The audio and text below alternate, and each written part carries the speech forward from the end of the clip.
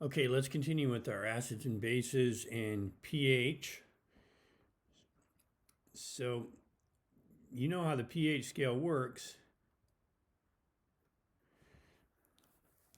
How do you go about calculating pH of a solution?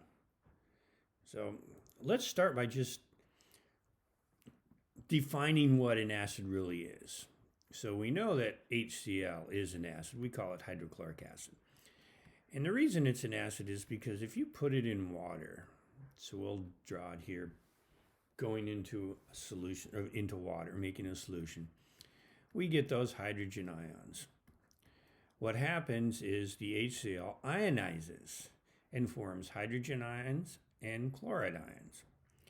So the definition that we'll be using in this short unit is that anything that goes into solution and creates or produces hydrogen ions is going to be considered an acid.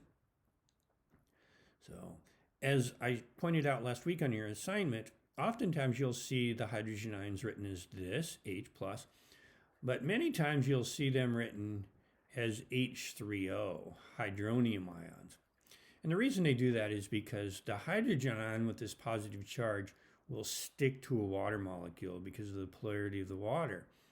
So you actually get kind of a water. So here's a water molecule. And because of its polarity, it has a negative charge up here on the oxygen.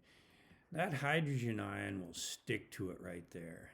So you end up with what we call a hydronium ion. So it really doesn't make any difference if we call them hydrogen ions and just understand that they're stuck to a water, or if we call them hydronium ions and write them as this. It really makes no difference. So for our purposes, acids are those things when we put them in water produce hydrogen ions. Now, for our unit, we're going to focus just on strong acids. So we're just going to assume from now on that all the hydrogen ions in an acid are going to form ions. So in the case of H2SO4, if we put it in water, we're going to get 2 hydrogen ions for every H2SO4 we start with. And we'll get sulfate ions as well. So when you're looking at an acid and it's HCl, we know that the ratio is 1 to 1. For every HCl you have, you're going to get 1 hydrogen ions. But if it has a 2, subscript 2, H2SO4, and we put it in water, we're going to get 2 hydrogen ions. Now that is oversimplifying it quite a bit, but for our purposes, we're just going to assume that we have 100% ionization. These are called strong acids, and they do ionize 100%. Weak acids, on the other hand, do not ionize 100%. So if you take AP chemistry or another chemistry class at some time, you'll probably deal with weak acids. And you'll have to deal with the fact that not all the hydrogens form hydrogen ions.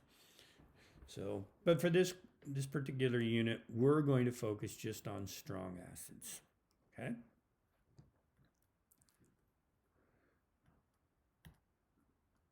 So if the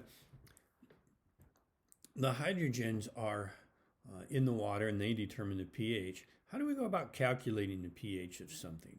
Well, you simply need to know how many hydrogen ions are there, the concentration of them. So let's take a look at some HCl. And we know that HCl was put in water.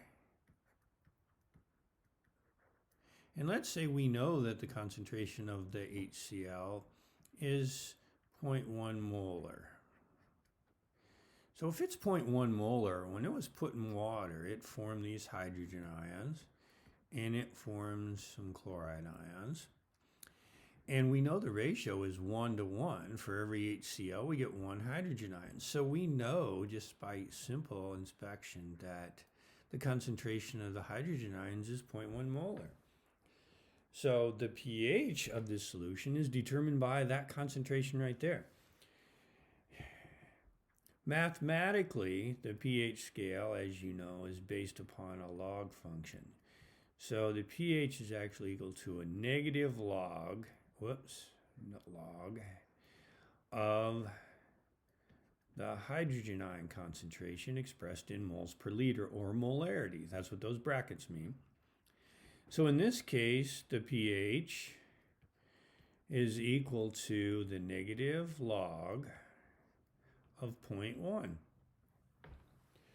So those of you familiar with logs, you might be able to do many of these in your head, but if you're not and you can't do them in your head, it's fine, just use your calculator. To punch this into your calculator, what you do is you find your log button, and it will simply be an LOG button. Do not use natural log, LN button, use LOG. Just find LOG button and push the LOG button, and then type in 0.1. And on many calculators, you'll have to hit an equal sign then, and it will tell you what the log of 0.1 is. Well, I just punched it in the calculator, and it told me the log of 0.1 is -1. But according to the equation, I have to take the negative of the log of 0.1. So the negative of -1 is 1. So really you just need to change the sign that you get on your calculator after you punch it in. So again, I punched in log 0.1 and I got -1. Then I'm taking the opposite sign of that. So if I have a solution of HCl that has a 0.1 molar concentration up here, its pH is 1. If we do another one real quick, let's say I have a 0.01 molar HCl. Well, again, I know that HCl put in water makes hydrogen ions and Cl ions. And I know if I start with 0.01 molar here, I'm going to get 0.01 molar H ions.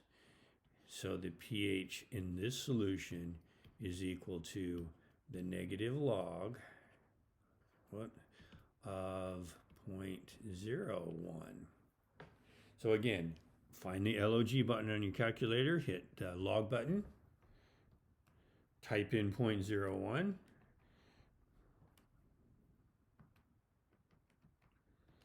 and you're going to get a -2.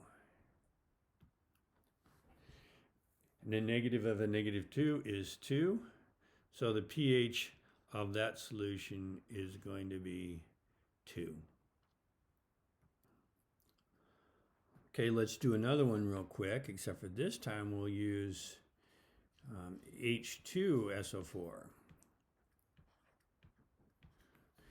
So in this case, let's say we have 0.001 molar H2SO4. So we know if we take H2SO4 and put it in water, we're going to get two hydrogen ions and some sulfate ions. So in this case, the ratio is not 1:1, so we have 0.01 molar H2SO4, which means when it goes into water, we're going to get 0.002 molar or moles per liter of our hydrogen ions. So if we want to calculate the pH of this one, again, pH is equal to the negative log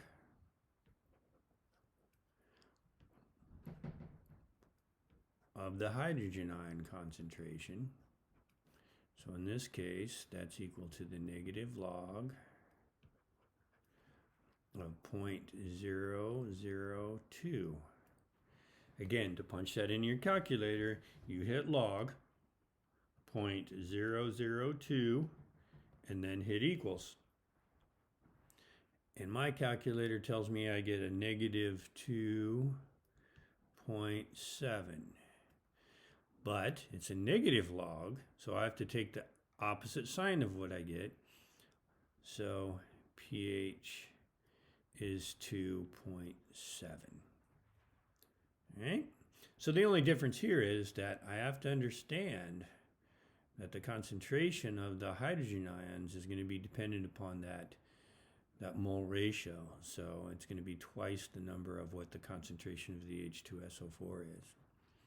Okay, you're going to get some problems to work on today. They're very similar to what I just showed you. The key is posted so you can check them. If you have specific questions, go ahead and post them on Teams or give me an email and I'll try to get back to you. All right, good luck.